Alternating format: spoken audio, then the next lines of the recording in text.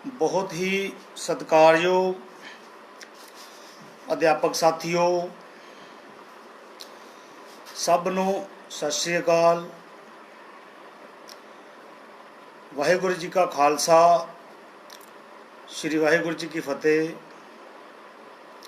साथियों, सब तो पहला इस लाइव सैशन का लिंक ਵੱਖ-ਵੱਖ ग्रुपां दे विच शेयर कर दिओ तां जो बाकी साथी भी अपने विचार दे सकन, मेरी गल उन्हां तक पहुँच सके।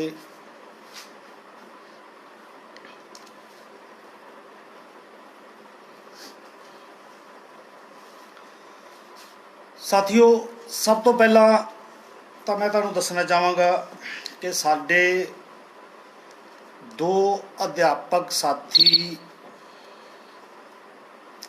भावुक हो के टैंकी ते खरड़ विखे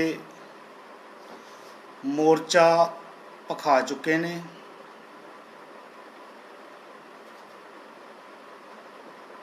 साथियों, कोई भी अध्यापक, कोई भी बेरोज़गार अध्यापक अपने आप नूं, अपनी जान नूं जोखिम विच नहीं पाउणा चाहुंदा,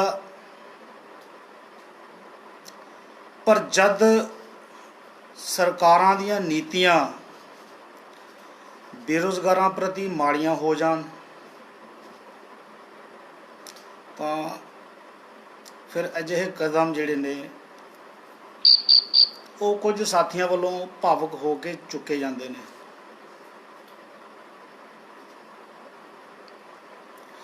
सो साडे दो साथी अमन फाजल वीरां दे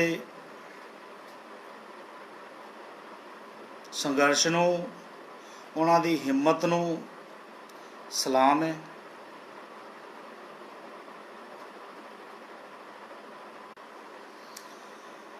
साथियों, माफ़ी चाहना, इंटरनेट की प्रॉब्लम चल रही है जिस करके वीडियो च इंटरप्शन आ गई सी। तो साथियों, अज का जो भखदा मुद्दा है वो यही है कि सब नूं जॉब किवें मिले।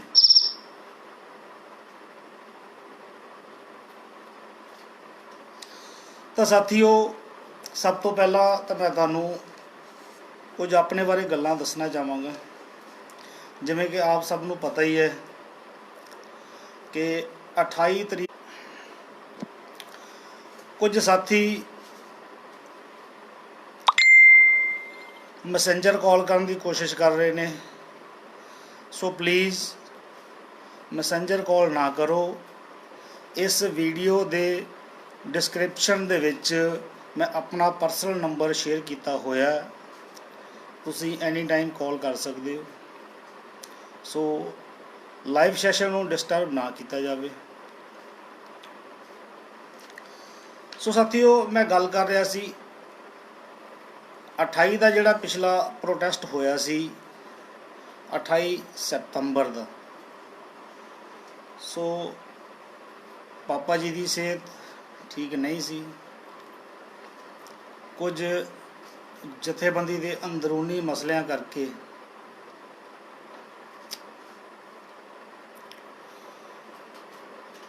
मैनू खरड़ जाना पिया।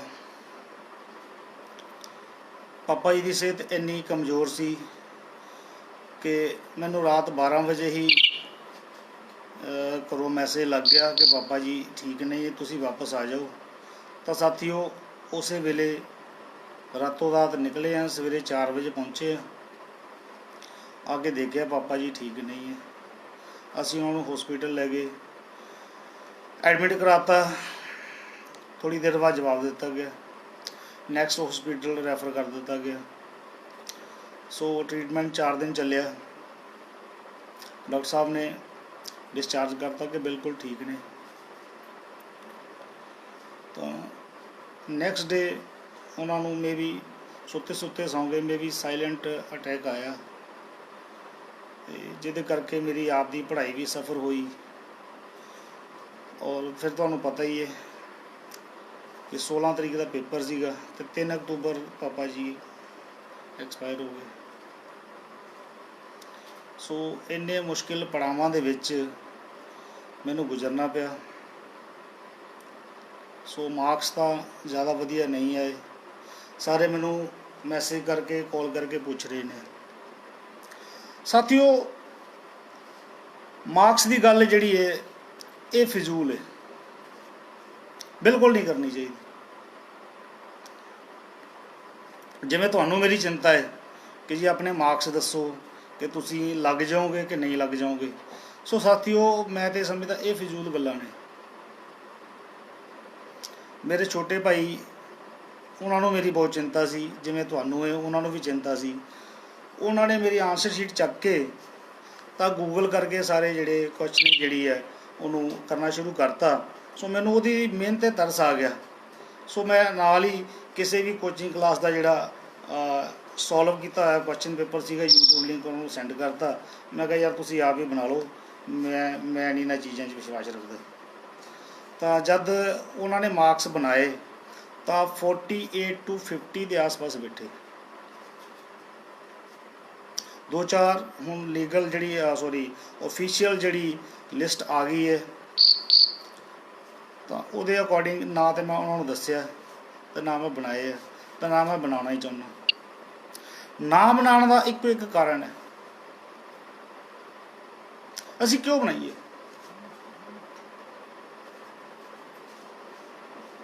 ਅਸੀਂ ਆਪਣੇ ਮਾਰਕਸ ਜਿਹੜੇ ਆ ਉਹ ਕਿਉਂ ਵੈਰੀਫਾਈ ਕਰ ਰਹੇ ਹਾਂ? ਜੋਬ ਲੈਣ ਵਾਸਤੇ? ਕਿ ਤੁਹਾਨੂੰ ਇਹ ਨਹੀਂ ਪਤਾ ਜੋਬ ਮਿਲਦੀ ਕਿਵੇਂ ਹੈ? ਜਿਨ੍ਹਾਂ ਦੇ ਮਾਰਕਸ ਘੱਟ ਆਏ ਨੇ ਉਹ ਸੋਚ ਰਹੇ ਨੇ ਕਿ ਅਸੀਂ ਨਲਾਇਕ ਹੈਗੇ। ਉਹ ਸੋਚ ਰਹੇ ਨੇ ਕਿ ਬਸ ਹੁਣ ਤਾਂ ਜੋਬ ਮਿਲ ਨਹੀਂ ਸਕਦੀ। ਕਿਉਂ ਨਹੀਂ ਮਿਲ ਸਕਦੀ ਬਈ? ਕਿਉਂ ਨਹੀਂ ਮਿਲ ਸਕਦੀ ਜੋਬ? ਕਿਉਂ ਨਹੀਂ ਮਿਲ ਸਕਦੀ? ਜੋਬ ਮਿਲ ਸਕਦੀ ਹੈ। ਤੁਹਾਡੇ 'ਚ ਸਿੱਧਕ ਨਹੀਂ ਹੈਗਾ ਜੋਬ ਲੈਣ ਦਾ। ਜਿਹੜੇ ਆਪਣੇ ਆਪ ਨੂੰ ਨਲਾਇਕ ਸਮਝਦੇ ਨੇ ਕਿ ਅਸੀਂ ਨਲਾਇਕ ਹੈਗੇ ਆ, ਸਾਡੇ ਮਾਰਕਸ ਘੱਟ ਆਏ ਨੇ, ਜਾਂ ਜਿਨ੍ਹਾਂ ਨੂੰ ਹੋਰ ਤਾਨੇ ਮਿਹਣੇ ਦਿੰਦੇ ਨੇ ਕਿ ਤੁਹਾਡੇ ਮਾਰਕਸ ਆਏ ਨੇ, ਤੁਸੀਂ ਤੇ 30 ਨੰਬਰ ਵਾਲੇ, 40 ਨੰਬਰ ਵਾਲੇ ਹੋ। ਸੋ ਮੈਂ ਉਹਨਾਂ ਸਾਥੀਆਂ ਨੂੰ ਸਾਰਿਆਂ ਨੂੰ ਦੱਸਣਾ ਚਾਹੁੰਦਾ ਕਿ ਤੁਸੀਂ ਟੈਟ ਦੀ ਵੈਲਿਊ ਸਮਝਦੇ ਨਹੀਂ ਹੈਗੇ। ਟੈਟ ਹੈ ਕੀ? Teacher eligibility test. ਸਰਕਾਰ ਖੁਦ ਕਹਿੰਦੀ ਹੈ ਕਿ ਜਿਹਨੇ ਟੀਚਰ ਬਣਨਾ ਉਹਦਾ ਟੈਟ ਲਾਜ਼ਮੀ ਹੈ। ਟੈਟ ਤੁਸੀਂ ਸਾਰਿਆਂ ਨੇ ਪਾਸ ਕੀਤਾ ਹੋਇਆ। ਸਰਕਾਰ ਰਿਟਨ ਦੇ ਵਿੱਚ ਤੁਹਾਨੂੰ ਸਰਟੀਫਿਕੇਟ ਦਿੰਦੀ ਹੈ ਟੈਟ ਦਾ ਕਿ ਤੁਸੀਂ ਟੀਚਰ ਲੱਗਣ ਦੇ ਯੋਗ ਹੋ। ਫਿਰ ਵੀ ਤੁਸੀਂ ਕਹੀ ਜਾਂਦੇ ਹੋ ਨਲਾਇਕ ਹੋ। ਤੁਸੀਂ ਖੁਦ ਨੂੰ ਨਲਾਇਕ ਕਹਿ ਰਹੇ ਹੋ। ਨਲਾਇਕ ਤੁਸੀਂ ਇਹ ਨਹੀਂ ਕਿ ਤੁਹਾਡੇ ਮਾਰਕਸ ਘੱਟ ਆਏ ਨੇ ਤੁਸੀਂ ਤਾਂ ਨਲਾਇਕ ਹੋ। ਨਲਾਇਕ ਤੁਸੀਂ, ਮੈਂ ਤੁਹਾਨੂੰ ਨਲਾਇਕ ਤਾਂ ਕਹਿ ਰਿਹਾ ਕਿ ਨਲਾਇਕ ਤੁਸੀਂ ਇਸ ਕਰਕੇ ਹੋ ਕਿ ਤੁਹਾਨੂੰ ਆਪਣੇ ਰਾਈਟਸ ਦਾ ਪਤਾ ਹੀ ਨਹੀਂ ਹੈ। 2364 ਵੇਲੇ ਕਾਫੀ ਸਾਥੀ 60 ਨੰਬਰਾਂ ਵਾਲੇ, 62 ਨੰਬਰਾਂ ਵਾਲੇ ਵੀ ਭਰਤੀ 'ਚੋਂ ਬਾਹਰ ਹੋ ਗਏ। ਕਿਉਂ? ਪੋਸਟਾਂ ਘੱਟ ਸੀਗੀਆਂ। ਜੇ ਉਸੇ ਵੇਲੇ 66 35 2364 ਵਿੱਚ ਐਡ ਹੋ ਜਾਂਦੀ, ਨਿਰੋਲ ATT ਦੀ ਭਰਤੀ ਹੋ ਜਾਂਦੀ, ਇੱਕ ਵੀ ਨਾ ਰਹਿੰਦਾ। ਪੋਸਟਾਂ ਘੱਟ ਸੀਗੀਆਂ, ਤੁਸੀਂ ਨਲਾਇਕ ਹੋ ਗਏ। ਪੋਸਟਾਂ ਵੱਧ ਸੀਗੀਆਂ, ਵੱਧ ਜਾਣ ਤਾਂ ਤੁਸੀਂ ਮੈਰਿਟ 'ਚ ਆ ਜਾਓਗੇ, ਤੁਸੀਂ ਇੰਟੈਲੀਜੈਂਟ ਹੋ ਜਾਂਦੇ ਹੋ। ਸੋ ਸਰਕਾਰ ਨੇ ਤੁਹਾਨੂੰ ਇੱਕ ਲਤਾੜਨ ਦਾ, ਤੁਹਾਨੂੰ ਇੱਕ ਨਿਚੋੜਨ ਦਾ ਇੱਕ ਪੈਰਾਮੀਟਰ ਰੱਖਿਆ ਕਿ ਪੋਸਟਾਂ ਘਟਾ ਦਿਓ, ਔਰ ਤੁਸੀਂ ਐਕਸੈਪਟ ਕਰ ਲੈਂਦੇ ਹੋ। ਹਾਂ ਠੀਕ ਹੈ ਜੀ, ਸਰਕਾਰ ਨੇ ਤਾਂ ਦੇਣੀਆਂ ਹੀ ਨਹੀਂ, ਸਰਕਾਰ ਤਾਂ ਇਹ ਵੀ ਨਹੀਂ ਦੇਣਾ ਚਾਹੁੰਦੀ। ਸੋ ਜਿਹੜੇ ਸਾਥੀ ਸੋਚ ਰਹੇ ਨੇ ਕਿ ਸਾਡਾ ਨੰਬਰ ਨਹੀਂ ਆਉਣਾ, ਸਾਡੇ ਮਾਰਕਸ ਘੱਟ ਨੇ, ਬਿਲਕੁਲ ਟੈਨਸ਼ਨ ਖਤਮ ਕਰ ਦਿਓ। ਬਿਲਕੁਲ ਵੀ ਸੋਚਣ ਦੀ ਲੋੜ ਨਹੀਂ ਹੈਗੀ।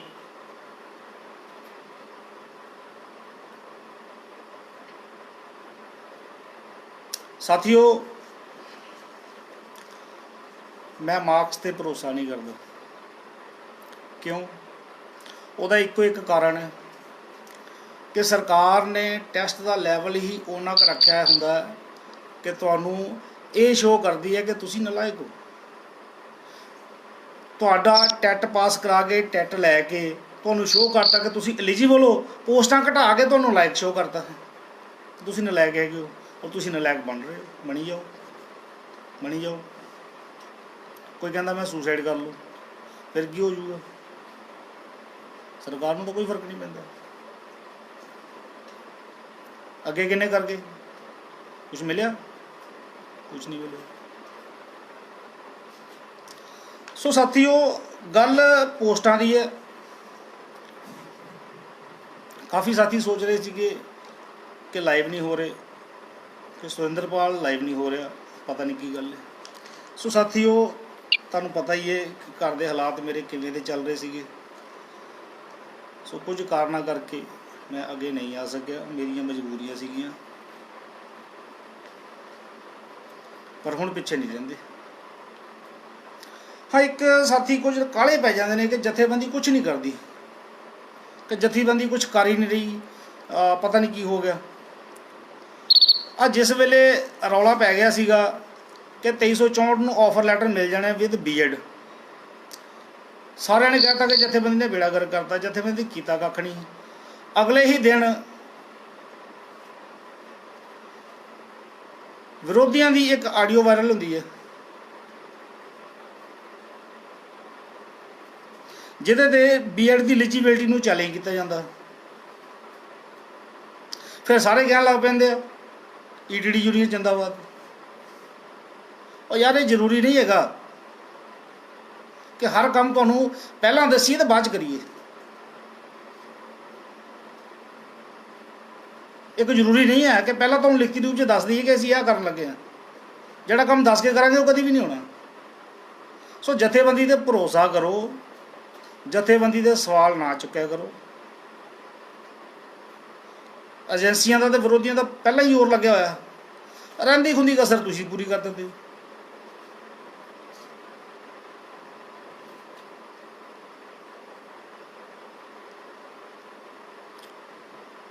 ਕੋਈ ਸਾਥੀ ਕਹਿ ਰਹੇ ਕਿ ਸਾਡੀ ਜ਼ਿੰਮੇਵਾਰੀ ਲਵੇ ਕੋਈ, ਕਿ ਅਸੀਂ ਲੱਗਾਂਗੇ ਕਿ ਨਹੀਂ ਲੱਗਾਂਗੇ। ਸਾਥੀਓ, ਜ਼ਿੰਮੇਵਾਰੀ ਸਮੂਹਿਕ ਰੂਪ ਦੇ ਵਿੱਚ ਲਈ ਜਾ ਸਕਦੀ ਹੈ। ਤੁਸੀਂ ਰਲੋ, ਅਸੀਂ ਖੜੇ ਹਾਂ। ਜੇ ਇੱਕ ਪੈਰ ਵੀ ਪਿੱਛੇ ਪੱਟ ਲਿਆ ਫਿਰ ਜੋ ਮਰਜ਼ੀ ਕਰੀ।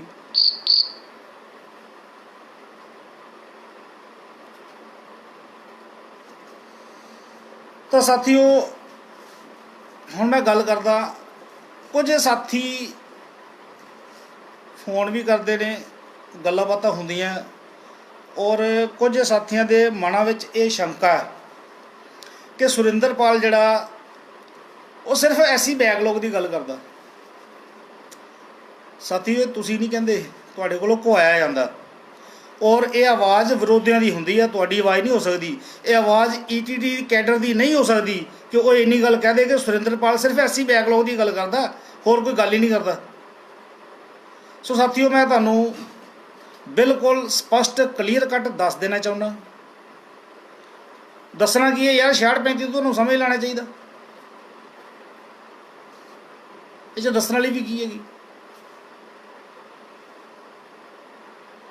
ਸਾਥੀਓ, 3 ਤੋਂ 4000 ਪੋਸਟਾਂ ਦੀ ਮੰਗ ਕੀਤੀ ਗਈ ਹੈ, ਜਿਹੜੀਆਂ ਆਪਾਂ ਲਵਾਂਗੇ। ਐਸਸੀ ਬੈਕਲੌਗ 873 ਪੋਸਟਾਂ ਪਲੱਸ 1995 ਜਿੰਨਾ ਵੀ ਬਚਦਾ ਉਹ ਸਾਰਾ ਲਵਾਂਗੇ। ਹਾਈ ਕੋਰਟ ਦਾ ਸੁਪਰੀਮ ਕੋਰਟ ਦਾ ਆਰਡਰ ਹੋ ਚੁੱਕਿਆ ਕਿ ਜਿੰਨੇ ਵੀ ਬੈਕਲੌਗ ਉਹ ਦਿੱਤਾ ਜਾਵੇ।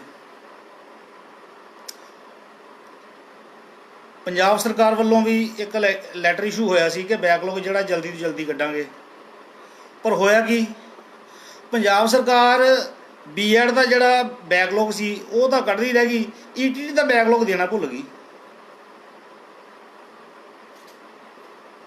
ਸੋ ਕੋਈ ਗੱਲ ਨਹੀਂ, ਅਸੀਂ ਸਰਕਾਰ ਨੂੰ ਯਾਦ ਕਰਾਵਾਂਗੇ, ਚੇਤਾ ਕਰਾਵਾਂਗੇ ਕਿ ਸਰ ਤੁਸੀਂ ਸਾਡਾ ਬੈਕਲੌਗ ਨਹੀਂ ਜੇ ਦਿੱਤਾ, ਅਸੀਂ ਲੈਣਾ। ਤੁਸੀਂ ਪਿਆਰ ਨਾਲ ਦੇ ਦਿਓ, ਜਿੱਦਾਂ ਮਰਜ਼ੀ ਦਿਓ, ਲੈਣਾ ਸੀ ਹੈਗਾ, ਲੈ ਕੇ ਰਹਾਂਗੇ। ਔਰ ਕੱਲਾ ਬੈਕਲੌਗ ਨਹੀਂ, ਕੱਲਾ ਸਾਥੀ SCBC ਜਨਰਲ ਦਾ ਕੋਈ ਮਸਲਾ ਨਹੀਂ ਹੈਗਾ। ਮਸਲਾ ਇਹੀ ਹੈ, ਸਾਡੀ ਜਾਤ ਇੱਕੋ ਹੀ ਹੈ ਕਿ ਅਸੀਂ ਬੇਰੁਜ਼ਗਾਰ ਹਾਂ। ਨਾ ਅਸੀਂ SC ਹਾਂ, ਨਾ ਅਸੀਂ BC ਹਾਂ, ਨਾ ਅਸੀਂ ਜਨਰਲ। ਸਾਡੀ ਇੱਕੋ ਇੱਕ ਜਾਤ ਹੈ ਕਿ ਅਸੀਂ ਬੇਰੁਜ਼ਗਾਰ ਹਾਂ। ਸਾਡੇ ਜ਼ੁਬਾਨ 'ਤੇ ਇੱਕੋ ਹੀ ਗੱਲ ਹੋਣੀ ਚਾਹੀਦੀ ਕਿ ਆਪਾਂ ਬੇਰੁਜ਼ਗਾਰ ਹਾਂ, ਆਪਾਂ ਜੋਬ ਲੈਣੀ ਹੈ। हाँ,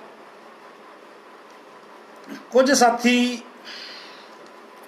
कहते कि आप संघर्ष कर रहे हैं। वो किहड़े साथी ने?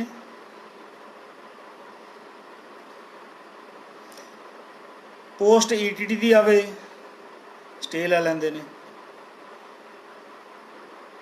कि सानू विच ऐड करो। मैं BEd वाले साथियों की गल कर रहा। वो साथी जिहड़ियां अपनियां पोस्टां कढाउणा नहीं जानते, साडियां पोस्टां ते स्टे लैके केस ला के कहंदे कि आपां संघर्ष कर रहे हैं। वीरो इनू संघर्ष नहीं कहंदे। संघर्ष उहनूं कहंदे ने जिहड़ा मनीष फाजिलका संगरूर विखे कर रहा, वो संघर्ष है। तुसीं तां लुट्टां खोहां कर रहे हो ते असीं सुत्ते नहीं हैगे कि तुसीं साडा घर लुट के भज जाओगे। जिन्हों तुसीं संघर्ष का नाम दे रहे हो ना, मैं मेरे को शब्द ही नहीं, मैं कहां की संघर्ष तेनू मैं कह नहीं सकता। तुहानूं आप सोच लेना चाहिए तुसीं कर की रहे हो। तुसीं आप दा बेड़ा गर्क कर रहे हो, बाकियां दे भी कर रहे हो। जे पोस्टां लैणियां ने तो संगरूर पहुँचो, जिथे तुहाडे बाकी साथी जिहड़े आ प्रोटेस्ट कर रहे हैं। मनीष फाजिलका की सपोर्ट करो जाके, जिथों तुहानूं पोस्टां मिलनियां ने।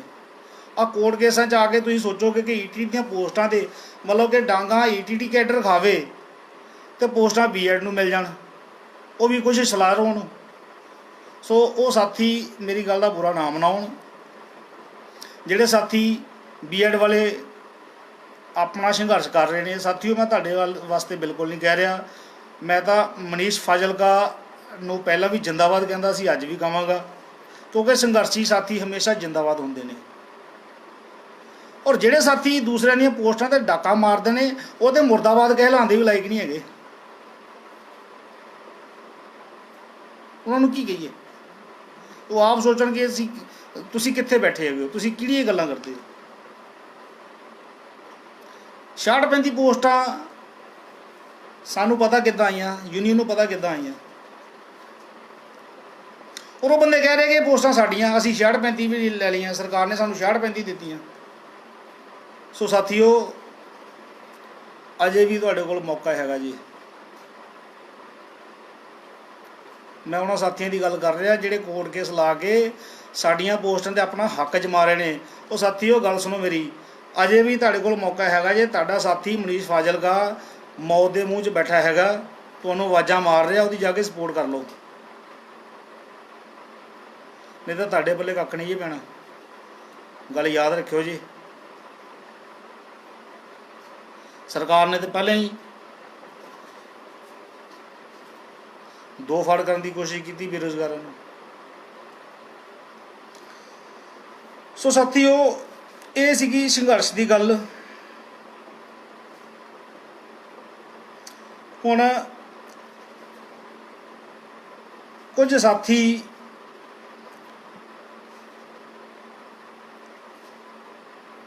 जिहड़े ये सोचते हैं कि साढ़े मार्क्स घट आए ने। साथियों, मार्क्स आ जिहड़ा सैकेंड पेपर हुंदा, इहदे विच कोई पैरामीटर नहीं हुंदा। ये सिर्फ टैसट एक रखा जाता कि तुहानूं भर्ती चों बाहर किवें करना। जिथे 10,000 की लोड़ है, उत्थे 5,000 नाल काम किवें सारना। सरकार दीयां ये चालां ने, और हौली हौली हौली हौली स्कूली सिक्ख्या नूं बर्बाद करन दीयां चालां ने, जो कि आपां कदे नहीं होण देणीआं। सो साथियों, साडे दो साथी मैं फिर तो याद दिलाना चाहांगा। साडे दो साथी अमन फाजिलका और एक नाल साथी, दोनों साथी मोर्चा संभाले हुए ने। कल नूं वध तों वध साथी उन्हां दी सपोर्ट दे विच पहुंचो, उन्हां दी हौसला अफजाई करो।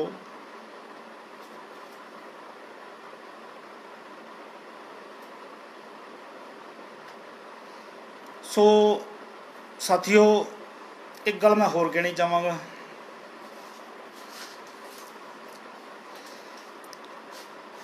ਆਪ ਸਭ ਨੂੰ ਪਤਾ ਹੀ ਹੈ ਕਿ 66-35 ਤੋਂ ਬੀਐਡ ਦੇ ਉੱਪਰ 66-35 ਦੇ ਉੱਪਰ ਜਿਹੜਾ ਕੇਸ ਲੱਗਿਆ ਹੋਇਆ ਸੀ, ਤਾਂ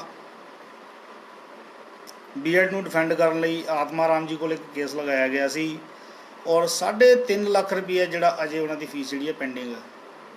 ਸੋ ਸਾਥੀਓ, ਦਿਨ ਬਹੁਤ ਘੱਟ ਰਹਿ ਗਏ ਨੇ, 2-3 ਦਿਨ ਦੀ ਗੱਲ ਹੈ। ਉਸ ਤੋਂ ਬਾਅਦ ਨਿਰਮਲ ਜੀਰਾ ਜੀ ਜਿਨ੍ਹਾਂ ਨੇ ਆਪਣਾ ਚੈੱਕ ਜਿਹੜਾ ਉਹ ਲਗਾਇਆ ਹੋਇਆ, ਸੋ ਉਹਨਾਂ ਲਈ ਮੁਸੀਬਤ ਬਣ ਸਕਦੀ ਹੈ। ਜੇ ਔਖੀ ਘੜੀ ਵਿੱਚ ਉਹਨਾਂ ਸਾਡਾ ਸਾਥ ਦਿੱਤਾ ਤਾਂ ਸਾਡਾ ਵੀ ਸਾਰਿਆਂ ਦਾ ਫਰਜ਼ ਬਣਦਾ ਕਿ ਅਸੀਂ ਵੀ ਯੂਨੀਅਨ ਦਾ ਸਾਥ ਦਈਏ ਅਤੇ ਤਾਂ ਜੋ ਨਿਰਮਲ ਜੀਰਾ ਜੀ ਦਾ ਜੋ ਚੈੱਕ ਹੈ ਜਿਹੜਾ ਉਹ ਬਾਉਂਸ ਹੋਣ ਤੋਂ ਬਚ ਸਕੇ। ਸੋ ਸਾਥੀਓ, ਨਿਰਮਲ ਜੀਰਾ ਜੀ ਦਾ ਜਿਹੜਾ ਅਕਾਊਂਟ ਆ ਉਹ ਮੈਂ ਇਸ ਲਾਈਵ ਲਿੰਕ ਦੇ ਵਿੱਚ ਡਿਸਕ੍ਰਿਪਸ਼ਨ ਦੇ ਵਿੱਚ ਮੈਂ ਸ਼ੇਅਰ ਕੀਤਾ ਹੋਇਆ। ਸੋ ਸਾਥੀਓ, ਜਲਦੀ ਤੋਂ ਜਲਦੀ ਜਿਹੜਾ ਜੋ ਬਣਦਾ ਫੰਡ ਹੈ ਉਹ ਨਿਰਮਲ ਜੀਰਾ ਜੀ ਦੇ ਖਾਤੇ ਵਿੱਚ ਜਮ੍ਹਾਂ ਕਰਵਾਇਆ ਜਾਵੇ। ਸਿਰਫ ਔਰ ਸਿਰਫ ਨਿਰਮਲ ਜੀਰਾ ਜੀ ਦੇ ਖਾਤੇ ਵਿੱਚ ਹੀ ਯੂਨੀਅਨ ਦਾ ਜੋ ਫੰਡ ਹੈ ਉਹ ਜਮ੍ਹਾਂ ਕਰਵਾਇਆ ਜਾਵੇ। ਧੰਨਵਾਦ ਸਾਥੀਓ। ਜੇ ਕੋਈ ਵੱਧ ਘੱਟ ਬੋਲਿਆ ਗਿਆ ਹੋਵੇ ਤਾਂ ਮਾफ़ੀ ਚਾਹੁੰਦੇ ਹਾਂ।